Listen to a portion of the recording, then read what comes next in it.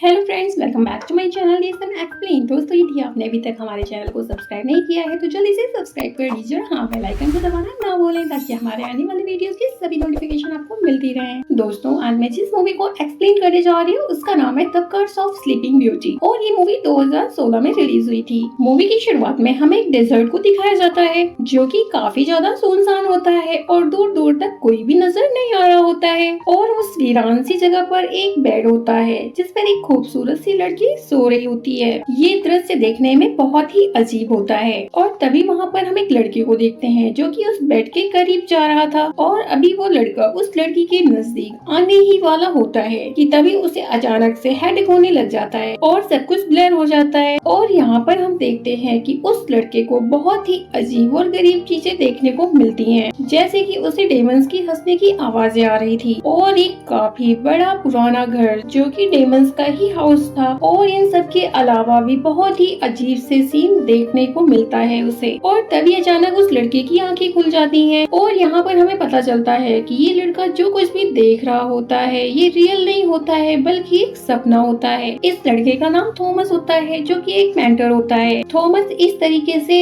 डरावने सपने पिछले कई सालों से देख रहा था और जब थॉमस इस तरीके से डरावने सपने इतने टाइम से देख रहा होता है तो इन सब से काफी ज्यादा तंग आ जाता है, इसलिए वह एक साइकोलॉजिस्ट को हायर करता है और थॉमस इस वक्त एक साइकोलॉजिस्ट के पास ही बैठा होता है। वो साइकोलॉजिस्ट थॉमस को बताती है कि तुम्हें स्लीप डिसऑर्डर है। तब थॉमस उस साइकोलॉजिस्ट को बताता है कि पुराने वक्त में उसको किसी शैतान के साथ कनेक्ट किया जाता था, मतलब कि ऐसा किसी इंसान के साथ तभी होता है जब किसी शैतान ने उस पर कंट्रोल किया हो या कोई डीमन उसकी बॉडी पर बैठा हुआ हो। तब वो डॉक्टर से कहती है कि ये सब कुछ तुम्हारी माइंड इमेजिनेशंस हैं और कुछ भी नहीं है। यहाँ पर डॉक्टर से पूछती है कि कोई ऐसी ड्रीम या कोई ऐसे डिजायर जो किसी लड़की से रिलेटेड हो वो तुम्हारी पूरी न हुई हो और इसलिए ही ये सब कुछ तुम्हारे साथ हो रहा है। इससे पहले थॉमस डॉक्टर की अगली बात सुनता वो वहाँ से उठकर निकल जाता है। थॉमस जो कि एक जगह बैठा हुआ एक पेंटिंग बना रहा होता है कि तभी उसे अचानक से झाड़ी में कुछ दिखाई देता है। कुछ सोचने समझने से पहले ही थॉमस के पास एक प्रॉपर्टी एजेंसी से कॉल आती है और यहाँ पर उसे बताया जाता है कि तुम्हारे अंकल मरने से पहले कुछ प्रॉपर्टी तुम्हारे नाम कर गए हैं। और फिर थॉमस जब प्रॉपर्टी एजेंट के पास जाता है तो यहाँ पर वो प्रॉपर्टी एजेंट उसे कुछ कागज देती है और उसे बताती है कि उस जगह का नाम है केसर गार्डन और साथ ही वह थॉमस को एक लेटर भी देती है जो कि उसके अंकल मरने से कुछ समय पहले ही थॉमस के लिए लिख कर गए थे। और जब थॉमस ये सब कुछ चीजें देखता है तो बहुत ही हैरान हो जाता है क्योंकि थॉमस ना ही कभी अंकल के बारे में सुना था और ना ही वह कभी उनसे मिला था।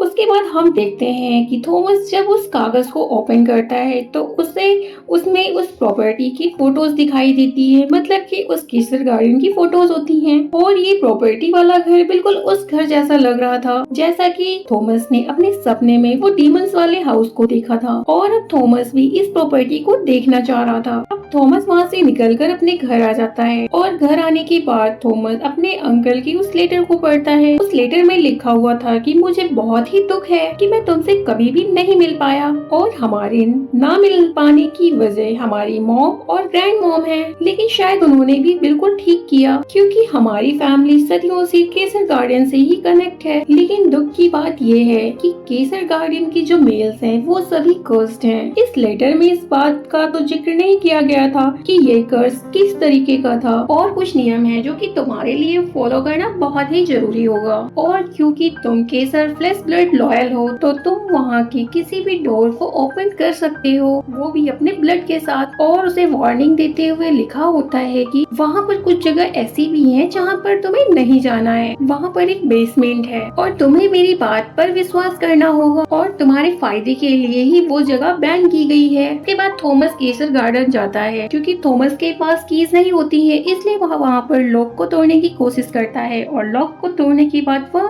अंदर चला जाता है और ये घर बहुत ही पुराना लग रहा था और यहाँ पर जगह जगह पर स्कल्स और डमीज थी और ये जगह बहुत ही डरावनी नजर आ रही थी। उसके बाद थॉमस जब घर को एक्सप्लोर कर रहा होता है तो उसे यहाँ पर फील होता है कि वहाँ आसपास कोई तो है जो कि उस पर नजर रख रहा है। और उसके बाद जब थॉमस बेसमेंट में जाता है तब डोर के बंद होने की आवाज सुनकर वह डर टर्न करता है और यहाँ पर थॉमस को किसी के उपस्थित होने का एहसास होता है, लेकिन देखते ही देखते वह गायब हो जाती है। उसके बाद थॉमस जब ऊपर जाता है तो वहाँ पर उसे एक लड़की मिलती है जिसका नाम लिंडा होता है और वह उसी प्रॉपर्टी एजेंसी की एक मेंबर होती है और वह थॉमस से उसके अंकल के लेटर के बारे में भी पूछती है। यहाँ पर थॉमस को लिंडा की बातें अजीब लग रही थी, जिसकी वजह से वह थॉमस से अपोलोजाइज करके वहाँ से निकल जाती है। थॉमस जब सो रहा होता है तो उसे वापस से एक ड्रीम आता है जिसमें वह देखता है कि वह उस प्रिंसेस के पास जाकर उसको उठा देता है। थॉमस उस प्रिंसेस को कहता है कि ये ड्रीम नहीं हो सकता है क्योंकि ये सब कुछ रियल लग रहा है। वो प्रिंसेस थॉमस से कहती है कि मेरा नाम रोज है लेकिन मुझे स्लीपिंग ब्यूटी भी कहा जाता है और तुम्हें ये सब कुछ इसलिए रियल लग रहा है क्योंकि रियल वर्ल्ड में हम दोनों एक दूसरे के काफी ज्यादा पास आ चुके हैं और यही वजह है कि तुमने मुझे ड्रीम में जगा दिया। वह थॉमस से कहती है कि रियल वर्ल्ड में मैं तुम्हारे पास आने का वेट कर रही हूँ और तभी वह थॉमस की तरफ बढ़ती है, लेकिन अचानक से वह डरकर पीछे हो जाती है और फिर थॉमस जब पीछे मुड़कर देखता है तो वह भी काफी ज्यादा शॉक्ड हो जाता है और यहाँ पर रोज थॉमस से रिक्वेस्ट करती रहती है कि प्लीज मुझे छोड़कर मत जाओ और इसके बाद थॉमस वापस से नींद से जाग जाता है और उसे एक बार फिर से स्लीप डिस्टर्बेंस हो जाता है। इसके बाद थॉमस खुद को मूव करने की कोशिश करता है और तभी ब्लैंकेट में एक डीमन उसकी तरफ आ जाता है। यहाँ पर डीमन थॉमस को मारने ही वाला होता है कि तभी थॉमस की आंख खुल जाती है, यानी ये भी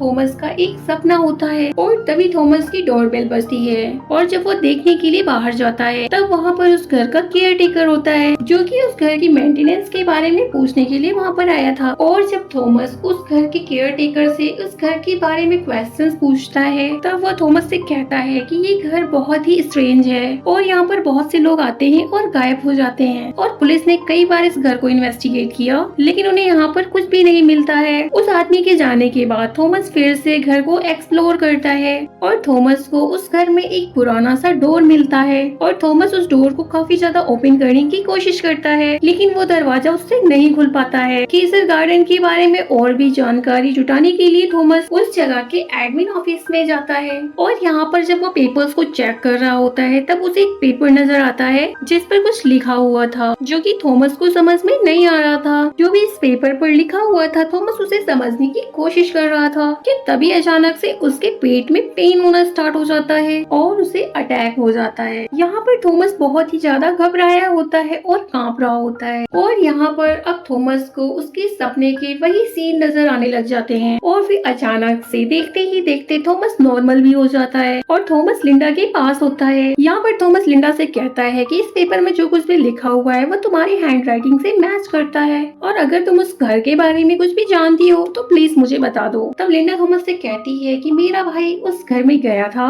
लेकिन अभी तक वह वापस नहीं आया है और वह वहाँ पर गायब हो गया है और केसर गार्डन में 50+ लोग गए हैं लेकिन कोई भी वहाँ से वापस निकल कर नहीं आया है, ना ही उनका कुछ पता चला कि वो कहाँ चले गए हैं। उसके बाद थॉमस लिंडा से कहता है कि मैं तुम्हारी हेल्प लेना चाहता हूँ। यहाँ पर दोनों खड़े होकर बातें कर रहे होते हैं कि वापस से थॉमस को एक बार अटैक आ जाता है। लिंडा थॉमस को हॉस्पिटल लेकर जाती है और यहाँ पर डॉक्टर बताते हैं कि थॉमस को पैनिक अटैक आया है। उसके बाद थॉमस को फिर से एक बार सपना आता है जिसमें वह वापस से प्रिंसेस रोज से मिलता है। यहाँ पर रोज थॉमस को बताती है कि तुम ही वो पर्सन हो जिसके साथ मैं कर्स्ड हूँ और वह एक डीमन के बारे में भी थॉमस को बताती है जिसने रोज को वो कर्ज दिया। वह थॉमस से कहती है कि जब तक ये कर्ज रहेगा इस संसार में हम कभी भी नहीं मिल पाएंगे। यहाँ पर रोज थॉमस को एक हिंट देती है। वह उसे कहती है कि तुम्हारी ब्लड लाइन ही वो चीज है जो कि मुझे जगा देगी और उस घर के सारे डोर्स को ओपन कर देगी। वह कहती है कि तुम्हारे जागने का वक्त आ गया है और अब तुम्हें जाग जाना चाहिए और यह सब कहने के बाद वह गायब हो जाती है। उसके बाद हम देखते हैं कि लिंडा थॉमस को बता रही होती है कि तुम्हें पैनिक अटैक आया था, लेकिन अजीब बात तो ये है कि जब मैं तुम्हें उस प्रॉपर्टी में लेकर गई थी तो तुम बिल्कुल नॉर्मल हो गए थे। लिंडा थॉमस को अपने भाई की पिक्चर्स दिखाते हुए कहती है कि मेरा भाई अपने एक फ्रेंड के साथ में एक डेयर को पूरा करने के लिए यहाँ पर आया था, लेकिन तब के बाद उसका कुछ भी पता नहीं चला। वो तब से ही मिसिंग है और मैं अपने भाई को ढूंढने के लिए इस जगह पर आई हूँ। यहाँ पर लिंडा थॉमस को बताती है कि केसर फैमिली की डेथ की हिस्ट्री बहुत ही अजीब है। केसर फैमिली के जितने भी मेल्स हैं वो सुसाइड और एक्सीडेंट्स में ही मरे हुए हैं और इससे भी ज्यादा हैरान कर देने वाली बात ये है कि हमेशा मील्स की ही डेथ को सुनने में आता है। यहाँ पर लिंडा थॉमस से कहती है कि शायद ये सब चीजें एक सुपरनेचुरल पावर से कनेक्ट है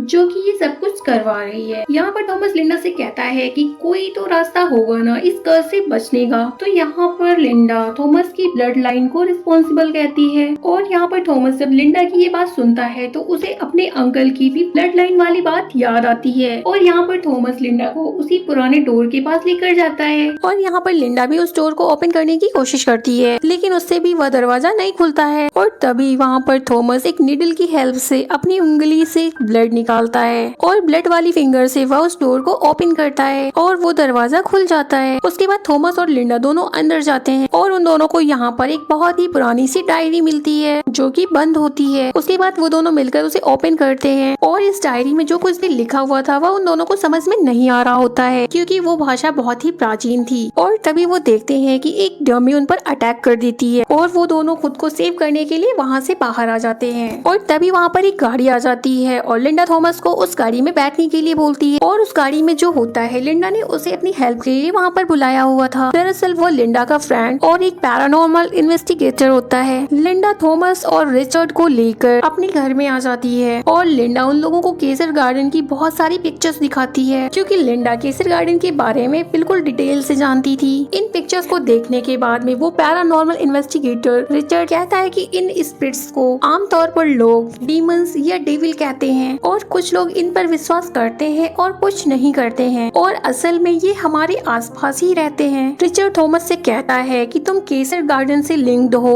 इसलिए वह किसी भी शक्ल में तुम्हारे सामने आ सकता है। लिंडा रिचर्ड को बताती है कि थॉमस उस प्रॉपर्टी से कनेक्टेड है तो यदि वह ज्यादा टाइम उस प्रॉपर्टी से दूर रहेगा तो वह भी मारा जाएगा। थॉमस रिचर्ड की बातों को अजीब समझते हुए वहाँ से बाहर चला जाता है और वह अकेले ही उस एंशिएंट डायरी को देखने लगता है। एक पिक्चर को देखकर थॉमस को कुछ याद आता है और वह वापस से लिंडा और रिचर्ड के पास आता है। वह उसे कहता है कि मैं इस प्रॉपर्टी से कनेक्टेड नहीं हूँ बल्कि मैं तो प्रिंसेस रोज से कनेक्टेड हूँ और वह उन दोनों को अपने ड्रीम्स और प्रिंसेस रोज की बातों को बता देता है। वह अपनी और रोज की कन्वर्सेशन के बारे में भी बताता है। यहाँ पर थॉमस उनसे कहता है कि जब मैं फर्स्ट टाइम इस प्रॉपर्टी में आया था तब प्रिंसेस रोज ने फर्स्ट टाइम अपनी आंखें खोली थी और फिर थॉमस कहता है कि यदि हम प्रिंसेस रोज को ढूंढ लें उसे जगा दें तो इसके साथ ही हम इस कर्ज को भी खत्म कर सकते हैं। यहाँ पर रिचर्ड कहता है कि मुझे इस एंशिएंट डायरी की लैंग्वेज समझ में नहीं आ रही है और हमें इस डायरी को समझने के लिए लिंडा के फ्रेंड के पास जाना चाहिए और फिर वो लोग डायरी को लेकर लिंडा के फ्रेंड के पास जाते हैं। रियल में लिंडा के फ्रेंड के पास में एक सॉफ्टवेयर था जिसकी हेल्प से वो किसी भी लैंग्वेज को अपनी लैंग्वेज में कन्वर्ट कर सकते थे। उस बिल्डिंग का केयर टेकर थॉमस से मिलने के लिए केसर गार्डन में आता है। वह उसे ढूंढने लगता है कि तभी हम देखते हैं कि वही डीमन उस केयर टेकर पर अटैक कर देता है और उसे जान से मार देता है। उसके बाद थॉमस जब नींद से जागता है तब वो देखता है कि उस एंशिएंट डायरी का कुछ पेज ट्रांसलेट हो गया है। लिंडा उसे पढ़ते हुए थॉमस को बताती है ये तुम्हारे अंकल ने लिखा है जिसमें उन्होंने लिखा है कि मैं अपनी फैमिली को एक ऐसी मुसीबत में डाल रहा हूँ जिससे शायद वो कभी भी बाहर नहीं निकल सकते हैं क्योंकि मैं एक ब्राइडल को एक डेविल के सामने सैक्रिफाइस करने के लिए जा रहा हूँ। थॉमस पूछता है कि इसका क्या मतलब है। तब रिचर्ड थॉमस को बताता है कि तुम्हारे अंकल का कनेक्शन उस ब्राइडल और उस डेमन से था और फिर जब और भी पेजेस ट्रांसलेट होते हैं तब उन्हें पता चलता है कि प्रिंसेस रोज एक ऐसी प्रिंसेस थी जो कि अपनी सुंदरता की वजह से जानी जाती थी जिसे एक डीमन ने पोजेस करके कर्स कर दिया और डर लगने की वजह से वह एक इमोर्टल नींद में सो गई है और प्रिंसेस रोज को डीमन ने अभी भी कैद करके रखा हुआ है और अगर ये बात सच है तो रोज अभी भी जिंदा है। उसके बाद थॉमस को काफी देर हो गई थी, वह अपनी प्रॉपर्टी से दूर था कि तभी उसे वापस से पैनिक अटैक्स आना शुरू हो जाता है। तब लिंडा और रिचर्ड थॉमस को लेकर उसे केसर गार्डन आ जाते हैं और यहाँ पर पहुँचने के बाद उन्हें पता चलता है कि इस बिल्डिंग का केयर टेकर अब मर चुका है। थॉमस लिंडा और रिचर्ड को लेकर दोबारा से उस बेसमेंट में जाता है और एक बार फिर से अपने ब्लड से उस डोर को ओपन करता है। उसके बाद अंदर एक टनल होती है जिसकी डोर को वो लोग ओपन करते हैं। आगे जाकर एक डीमन उन पर अटैक कर देता है लेकिन तभी रिचर्ड मैजिकल वर्ड्स बोलता है कि तभी वो शैतान वहाँ से चला जाता है। अब वो लोग फाइनली उस जगह पर पहुँच चुके थे जहाँ पर उन्हें में आना था। अब यहाँ पर वो लोग उसी डीमन को देखते हैं। लिंडा और रिचर्ड थॉमस को कहते हैं हम उस शैतान को डिस्ट्रैक्ट करेंगे और उसी समय तुम जाकर प्रिंसेस रोज को नींद से जगा देना। और फिर वो लोग ऐसा ही करते हैं और थॉमस उस रूम में जाता है जहाँ प्रिंसेस रोज को कैद करके रखा गया था। थॉमस प्रिंसेस रोज के पास आता है लेकिन प्रिंसेस रोज नहीं उठती है और तभी थॉमस को अपनी ब्लड लाइन याद आती है और थॉमस अपने होठों से ब्लड को निकाल कर रोज को उठाता है और इस बार रोज उठ जाती है और फिर रोज को नींद से उठाने के लिए वह थॉमस को थैंक यू बोलती है और आंखों को बंद करके थॉमस के पास आती है। लेकिन जब वो अपनी आंखों को खोलती है तब उसकी आंखें बिल्कुल ब्लैक हो गई थी और यहाँ पर एक बहुत बड़ा राज खुलता है और वो ये होता है कि प्रिंसेस रोज अब कोई प्रिंसेस नहीं बल्कि वो एक डीमन में कन्वर्ट हो गई थी। और अब यहाँ पर वो शैतानी आवाज में बोलते हुए वो थॉमस से कहती है कि तुमने मुझे जगह तो दिया लेकिन अब तुम्हारा खेल खत्म हो गया है। और वो अपनी फिंगर से थॉमस पर मैजिक कर देती है और थॉमस दीवार से जाकर टकरा जाता है। रोज थॉमस से कहती है कि मैंने तुम्हारे लिए बहुत कुछ सोचा हुआ है। यहाँ पर अफसोस की बात ये होती है कि थॉमस इतने स्ट्रगल जिस लड़की के लिए कर रहा था, मतलब कि जिसे वो अपनी ड्रीम गर्ल समझ रहा था, वह कोई ड्रीम गर्ल नहीं बल्कि वो एक डीमन थी। रोज को बाहर उसे डीमन की आवाज आती है और यहाँ पर रोज उस डीमन को मार डालती है और उसका दिल निकाल लेती है। उसके बाद हम देखते हैं कि थॉमस इंजर्ड था और वह बाहर आता है और कहता है कि रोज एक डीमन है, उसे मार दिया जाए। लिंडा रोज पर अटैक करने लग जाती तो रोज उसका गला पकड़ लेती है और रोज ऑलमोस्ट लिंडा को जान से मारने ही वाली होती है लेकिन वो उसे नहीं मारती है, छोड़ देती है। यहाँ पर रोज लिंडा से कहती है कि मैं नहीं चाहती कि तुम इतनी जल्दी मर जाओ क्योंकि मैं तुम्हें वो सब कुछ दिखाना चाहती हूँ जो कि मैं करने वाली हूँ। तभी रोज थॉमस को देखते हुए एक लंबी सी सांस भरती है और एक ब्लैक स्मोक वहाँ पर दोनों को उड़ाकर ले जाती है। उसके बाद हम लिंडा के फ्रेंड को देखते हैं जो कि उस डायरी को अपनी लैंग्वेज में कन्वर्ट करके पढ़ रहा होता है और यहाँ पर उसे कैसर फैमिली की कर्ज का पता चल जाता है। दरअसल कैसर फैमिली के मेल्स का जो ब्लड है वो डीमंस को बहुत पसंद होता है, यानी कि डीमंस सिर्फ और सिर्फ कैसर फैमिली के ही ब्लड को पीते हैं। और कैसर फैमिली की पहचान ऐसे होती है कि पहले उन्हें स्केयर्स ड्रीम्स आते हैं और फिर उन्हें डीमंस की आवाजें सुनाई पड़ती हैं और पैनिक अटैक्स होते हैं और वो सब कुछ सेम प्रोसेस थॉमस के साथ भी हो रहा था। और कैसर फैमिली के मेल को इस बात का ख्याल रखना है कि वो कभी भी किसी भी डीमंस के साथ कनेक्ट ना हो। और उसमें ये भी लिखा होता है कि डीमंस इस कर्स को कयामत लाने के लिए भी इस्तेमाल करेंगे, मतलब कि जब इस दुनिया का दी एंड हो जाएगा। उसके बाद हम देखते हैं कि रोज थॉमस को लेकर एक अजीब सी जगह पर आ जाती है जो कि दुनिया से काफी दूर होती है। रोज थॉमस के ब्लड और अपनी पावर्स का इस्तेमाल करते हुए कुछ मैजिकल वर्ड्स बोलती है और कहती है कि जल्द ही सारे डीमंस जाग जाएंगे और ये सारी दुनिया खत्म हो जाएगी और कयामत आ जाएगी। और इसी के साथ में ये मूवी यहीं पर समाप्त हो जाती है। तो दोस्तों आप सभी को आज की ये मूवी कैसी लगी? अगर पसंद आए तो लाइक शेयर और कमेंट जरूर से करिएगा। एक नई मूवी एक्सप्लेनेशन के साथ मैं आप सबसे एक बार फिर से मिलूंगी, तब तक इस मूवी को अपना ढेर सारा प्यार दीजिएगा। धन्यवाद।